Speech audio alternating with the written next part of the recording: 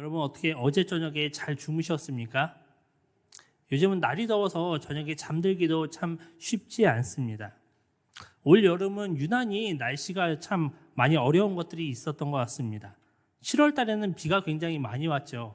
제가 이제 주중에는 교회 사무실에 있는데 비가 오면 항상 하는 게 이제 미끄럽지 않게 바닥에 깔고 우산을 씌울 수 있는 그 비닐을 준비하는 건데 며칠 동안 비가 내리면 그것을 계속 잘 준비해 놓습니다.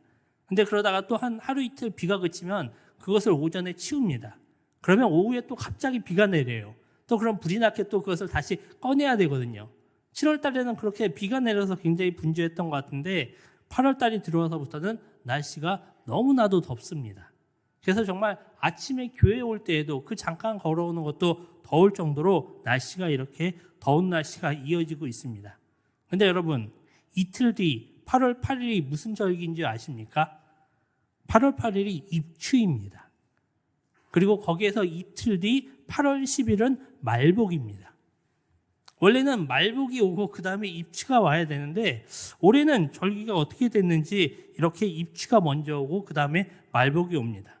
아무래도 말복이 이렇게 늦어져서 날씨가 많이 더운 건지도 모르겠습니다. 근데 여러분, 입추가 지나고 나면 어떻습니까? 날씨가 다시 선선해지기 시작합니다. 지금은 날씨가 이렇게 뜨겁고 더워서 이 더위가 언제 물러갈까 하는데 시간이 지나면, 날짜가 지나면 당연히 선선한 가을이 오게 되어 있습니다. 그리고 조금만 더 지나면 그 가을이 지나고 나면 이제 춥다, 눈이 내린다 하는 겨울이 올 것입니다. 하나님께서 이 모든 것을 주관하시기에 그것은 변함없이 계속적으로 오고 있습니다. 근데 여러분들이 이 더운 때에 그냥 날씨가 덥다, 힘들다 라면서 부채질만 하는 것이 아니라 하나님 앞에 매일 3종 세트로 나가시면서 하나님과 조금 더 가까워지고 또한 교회의 여름 사역에 기도와 봉사로 함께 동참하시면 좋겠습니다. 근데 이렇게 날씨가 더운데 예레미야 14장의 처음 시작은 가뭄에 대해서 이야기를 하고 있습니다. 그래서 가뭄에 대하여 예레미야에게 임한 여호와의 말씀이다라고 나오고 있습니다. 이것은 순서상으로 예레미야의 6번째 설교입니다. 하나님께서 이스라엘 백성들을 심판하시면서 그곳에 가뭄이 들기 시작했습니다. 여러분, 지금 예레미야 살고 있는 이스라엘 땅은 어느 지역입니까? 중동 지역입니다. 평상시에도 더운데 거기에 가뭄이 계속되고 있습니다. 그러면 날씨가 얼마나 뜨겁고 힘들겠습니까? 또 가뜩이나 건조한 지역인데 비가 오지 않으니까 얼마나 더 어려움이 심하겠습니까? 만일 지금 우리나라에 가뭄이 이어진다라고 그러면 어떨까요?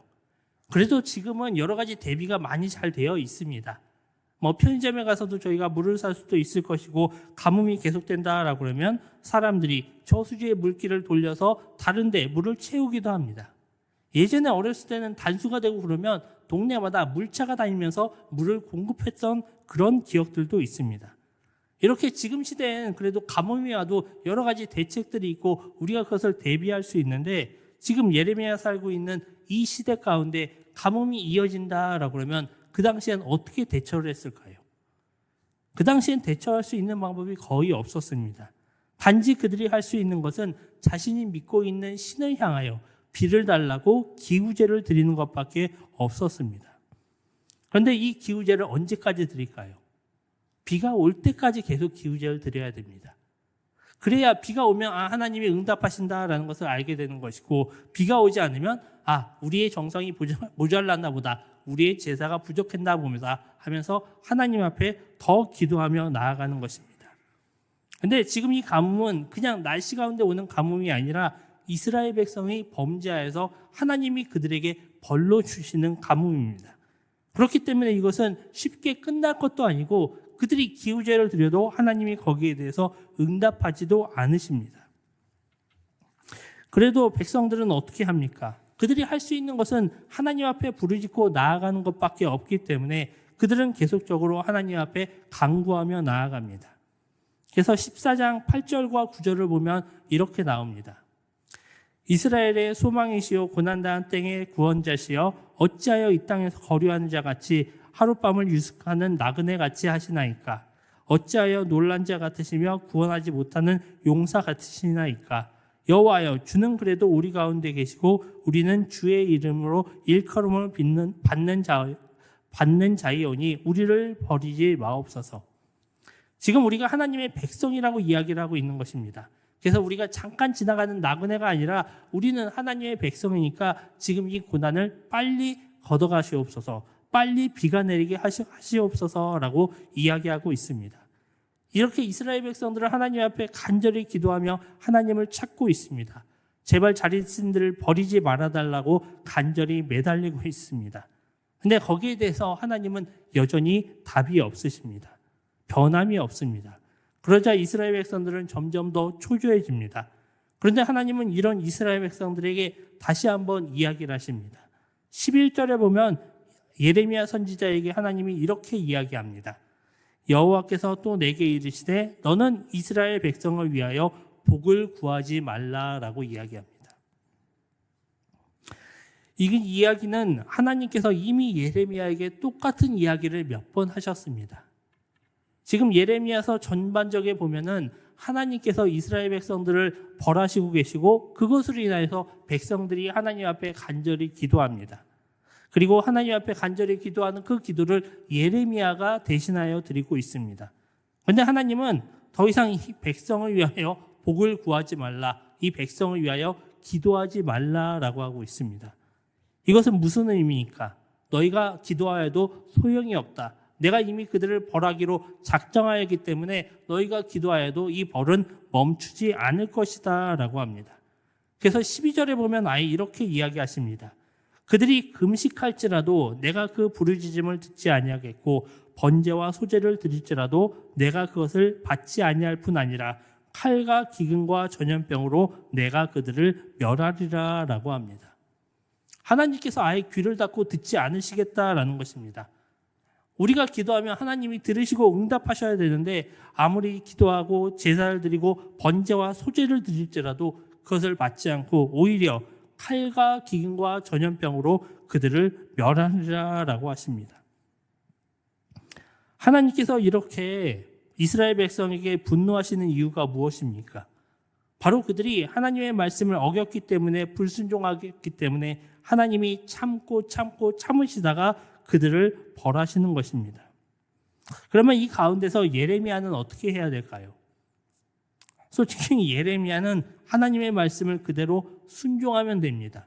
그리고 여기서 하나님의 말씀을 순종하는 것은 더 이상 백성을 위하여 기도하지 않는 것이고 더 이상 백성을 위하여 복을 빌지 않는 것입니다. 이 예레미야는 하나님의 선지자니까 하나님의 말씀을 내가 그냥 순종하였다, 하나님의 말씀대로 전하였다 하면 끝나는 것입니다. 그렇게 되면 예레미야도 편하고 예레미야도 오히려 백성들한테 더 이상 시달릴 일들도 없을 것입니다. 하지만 예레미야는 어떻게 합니까? 예레미야는 계속적으로 하나님 앞에 나아가며 기도합니다. 그러면서 예레미야가 슬프도소이다라고 이야기합니다. 그러면서 예레미야가 이야기하는 것이 백성들에게 잘못된 메시지를 전하는 선지자들에 대해서 이야기합니다. 이렇게 가뭄이 심하고 지금 고난 가운데 있는데 거짓 선지자들이 있습니다. 그리고 그들은 하나님의 메시지를 잘못 전하고 있습니다. 원래 전해야 되는 하나님의 메시지는 지금 임하고 있는 이 가뭄은 이스라엘의 잘못에 대한 것이고 하나님의 심판이고, 그렇기 때문에 너희들은 이 엄중한 심판을 받으면서 하나님 앞에 회개하고 뉘우치고 하나님 앞에 돌아가야 된다라는 것입니다. 그런데 거짓 선지자들은 오히려 이 가뭄은 금방 그칠 것이고 너희 적들의 칼이 임하지 않고 기근이 너희에게 임하지 않고 너희가 평안할 것이다 라고 이야기합니다. 분명 이것은 잘못된 메시지입니다. 그런데 예레미야가 선포하는 하나님의 메시지와 거짓 선지자가 선포하는 거짓된 메시지, 그 가운데 사람들은 어느 메시지에 귀를 기울일까요? 바로 사람들은 자기들이 듣고 싶은 메시지에 귀를 기울입니다. 그래서 그들은 자기에게 심판을 선포하는 예레미야의 메시지가 아니라 오히려 자기에게 평안을 선포하는 거짓 선지자의 이야기에 귀를 기울입니다. 그렇기 때문에 그들은 당연히 하나님의 심판이 지금 임하지도 않는 것이고 지금 우리는 평안한 가운데 살아가고 있고 내가 지금 하고 있는 것, 죄 가운데 살아가는 것이 당연하다, 맞다 내가 앞으로도 그렇게 살아갈 것이다 라고 믿어버리는 것입니다. 하나님도 그것에 대해서 분명 경고를 하십니다. 그래서 선지자들이 내 이름으로 거짓 예언을 한다라고 하고, 그리고 그 선지자들을 칼과 기근으로 멸망을 당하고 그 예언을 받은 백성들도 예루살렘 거리에 던짐을 당하게 될 것이다 라고 이야기합니다. 어떻게 보면 하나님과 백성들이 계속적으로 대치하고 있습니다. 하나님은 오히려 그 백성들에게 심판의 메시지를 선포하는데, 오히려 백성들은 그 심판의 메시지를 듣는 것이 아니라 오직 거짓 메시지에 현혹되어서 계속적으로 죄 가운데 행하고 살아가고 있습니다. 계속 이렇게 되면 어떻게 될까요? 결국에는 하나님이 그 백성들을 심판할 수밖에 없습니다. 그렇기 때문에 지금도 심판이 있고 그 심판이 이어지는 가운데 이 이스라엘 백성은 멸망할 수밖에 없습니다. 그런데 여기에 반전이 나옵니다. 17절 말씀에 보면은 밤낮으로 그치지 않고 눈물을 흘리는 분에 대한 이야기가 나옵니다. 누가 눈물을 흘릴까요? 바로 하나님이 눈물을 흘리십니다. 자기의 백성이 칼에 죽고 기근으로 병든 자들이 온 땅을 두루 다닌다라고 합니다. 지금 하나님이 그것으로 인하여 눈물을 흘리고 계시다라는 것입니다. 자기 백성들이 고통받는 것을 괴로워하시고 슬퍼하고 계시다는 것입니다. 이것이 무슨 의미일까요? 그것은 바로 하나님이 여전히 그 백성들이 죄를 지어서 그들을 벌하지만 하나님은 여전히 자신의 백성들을 사랑하고 계시다라는 것입니다. 그들이 아무리 우상 숭배를 하여도 그것으로 인하여 그들을 벌하시고 그들을 멸망시키려고 할지라도 하나님은 여전히 그들을 사랑하고 계시고 자신의 사랑하는 백성들이 고통당하고 있기 때문에 그들을 향하여 지금 울고 계시다라는 것입니다. 이것이 하나님의 사랑입니다. 아마 여러분들도 자녀를 키워보셨을 텐데, 제가 자녀를 키우면서 제 딸이 좋아하는 게 젤리를 좋아합니다. 그래서 제 딸이 항상 편의점에 가면 젤리를 사달라고 그럽니다. 근데 여러분, 제가 제 딸이 좋아한다라고 해서 젤리만 계속적으로 사주면 어떻게 될까요? 아마 그 이가 썩어버리고 병원에 가서 더 어려움을 당하겠죠. 그래서 제가 젤리를 주기 전에 항상 이야기합니다. 안 돼. 네가 먼저 밥을 먹어야 돼. 네가 밥을 먹고 나면 젤리를 줄 거야.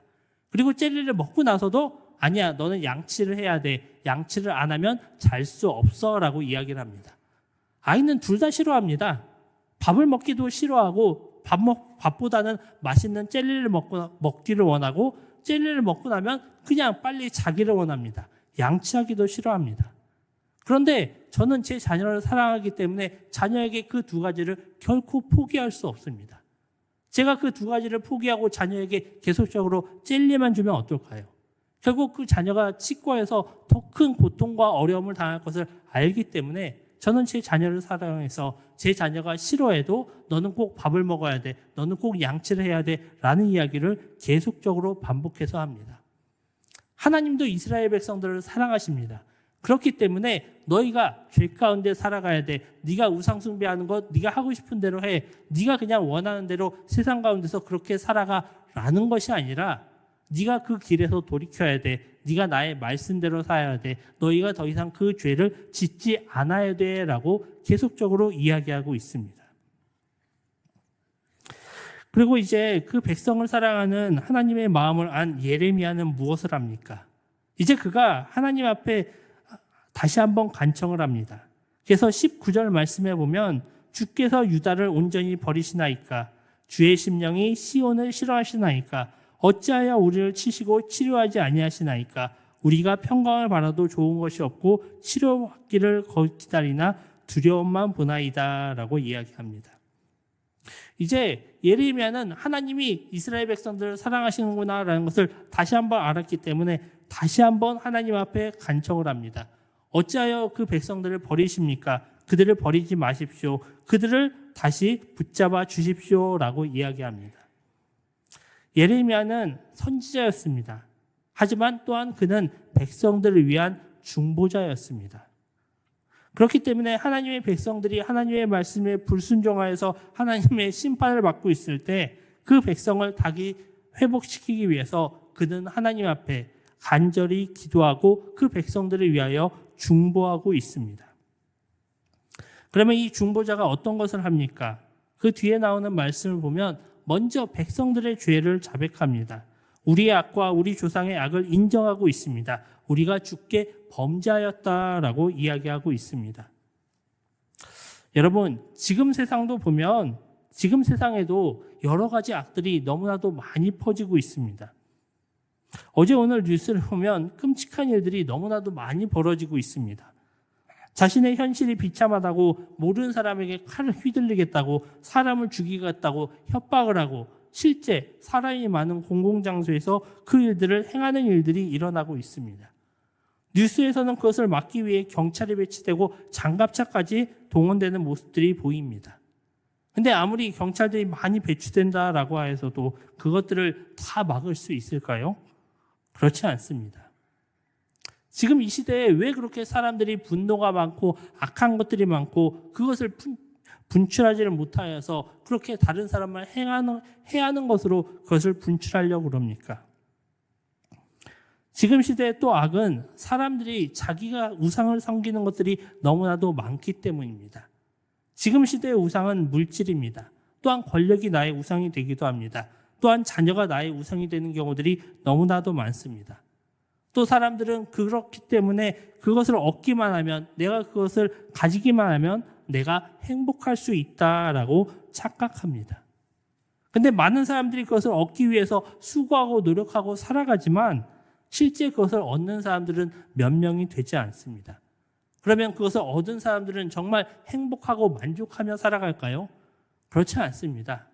오히려 재벌들 가운데 그 물질로 인하여 수많은 다툼이 일어나고 권력을 가진 사람도 나중에는 그 권력 이후에 비참한 결말을 맞게 되는 것을 저희가 너무나도 많이 보게 됩니다. 또 그 외에 수많은 사람들, 그것을 얻지 못한 사람들은 어떻습니까? 박탈감 가운데 살아갑니다. 나는 왜 그것을 얻지 못할까? 나는 왜 성공하지 못할까? 나의 삶은 왜 이렇게 비참할까? 라면서 계속적으로 자책하며 원망하며 절망 가운데 그렇게 살아가고 있습니다. 결국 이 세상에서 사람들이 아무리 내가 행복하려고 해도 만족하려고 해도 내가 그 가운데에서 잘 살아가려고 해도 지금 이 세상에서는 사람들이 결코 이 세상의 것으로는 자기를 만족할 수 없습니다. 결코 행복할 수 없습니다. 그 가운데 온전한 기쁨을 얻을 수가 없습니다. 지금 이 세상 가운데서 사람들이 추구하는 것은 사람들이 만든 우상이고 그것들은 우상이기 때문에 결코 사람들을 구원해 줄 수가 없습니다.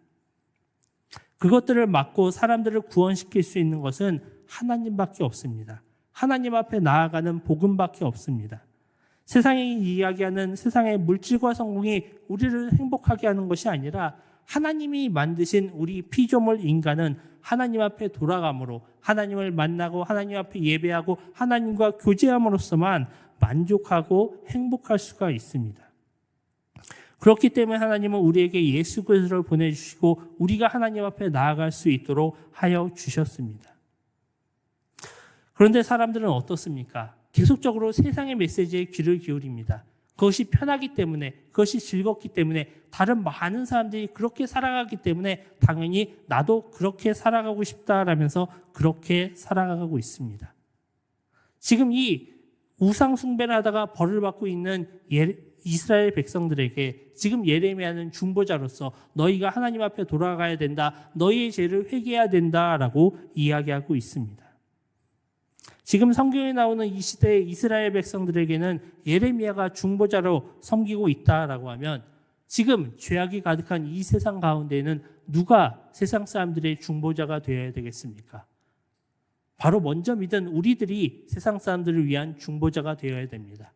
우리는 알고 있습니다. 지금 이렇게 더운 날씨 가운데 주일에 교회에 나와서 예배를 드리는 여러분들은 하나님을 믿어야 구원받고 그 구원을 받아야 우리의 삶 가운데 사랑과 기쁨과 만족이 충만하다라는 것을 알고 있습니다. 그러면 우리는 그것을 세상 가운데 전해야 됩니다. 세상 사람들은 그것을 모르기 때문에 세상에서 자기의 방식으로 살아가려고 그러고 그것을 얻고 나서도 만족하지 못하고 그것을 못 얻는 사람은 좌절 가운데 절망 가운데 그렇게 살아가고 있습니다. 결국 그런 사람들에게 하나님의 복음을 전하고 그 복음을 통하여 구원을 베풀 중보자는 바로 우리들이 되어야 됩니다.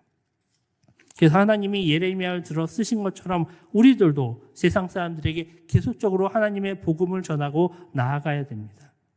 그리고 우리가 그렇게 중보자로서 살아가기 위해선 우리에게 필요한 것들이 있습니다. 첫 번째는 우리가 바로 하나님 앞에 가까이 나아가야 됩니다. 우리가 먼저 하나님 앞에 나아가고 하나님이 주시는 사랑과 기쁨과 만족이 우리 가운데 충만해져야 우리가 그것을 다른 사람에게 전할 수가 있게 됩니다. 그리고 우리 가운데 정말 하나님으로 인한 사랑과 기쁨과 만족이 충만하다라고 하면 우리가 굳이 복음을 전하지 않아도 다른 사람에게 나가서 전도라는 행위를 하지 않아도 다른 사람들은 우리의 모습을 보면서 그 가운데서 어떻게 하면 저 사람은 저렇게 기뻐할 수 있을까? 즐거워할 수 있을까? 어떻게 저 사람은 저런 상황 가운데 여유가 있을까라는 것을 알게 될 것입니다. 그리고 우리가 하나님을 믿고 교회를 다닌다라는 것을 알게 되면 저 사람이 믿고 있는 하나님이 어떤 분이지? 정말 교회에 가면 나도 저 사람이 가지고 있는 저런 기쁨과 만족을 얻을 수 있을까라는 것을 궁금하게 될 것입니다. 그렇기 때문에 우리는 계속적으로 하나님 앞에 나아가야 됩니다. 그리고 하나님으로 통하여서 사랑과 기쁨과 만족이 우리 가운데 충만해지도록 그것을 통하여서 주변 사람들이 정말 하나님의 사랑과 은혜를 알 수 있도록 우리는 그렇게 살아가야 됩니다. 또 우리가 이런 중보자의 역할을 하려면 두 번째로 우리는 세상의 죄를 바르게 알아야 됩니다. 우리가 하나님을 가까이 하면 당연히 무엇이 죄고 무엇이 잘못이다라는 것을 알게 됩니다. 하나님을 섬기지 않는 것, 그 모든 것이 죄입니다. 하나님 외에 다른 우상을 숭배하는 것, 그것이 모두 다 죄입니다. 하나님이 아닌 다른 것에서 만족과 기쁨을 얻으려고 하는 그 모든 것이 죄입니다. 지금 세상 사람들은 죄 가운데 살아가고 있습니다. 그런데 세상 사람들은 우리가 세상에서 물질을 추구하는 것이 당연한 것이고 우리가 세상 가운데서 권력을 얻으려는 것이 당연한 것이고 내 자식이 잘 되도록 내가 그렇게 하는 것이 당연한 것처럼 생각을 합니다. 하지만 하나님을 따르지 않는 이 모든 것들은 다 죄입니다. 그렇기 때문에 우리는 하나님을 가까이 하면서 하나님이 싫어하는 것이 죄라는 것을 알게 되면 우리도 그 죄에서 벗어나야 됩니다. 많은 그리스도인들이 주일날은 교회에 와서 이렇게 예배드리고 하나님을 섬기지만 주중에는 세상 사람들과 똑같은 모습으로 살아갑니다. 그러면서 세상 사람들이 하는 것처럼 물질을 추구하고 세상의 성공을 얻으려고 하고 그 가운데에서 만족을 얻으려고 합니다.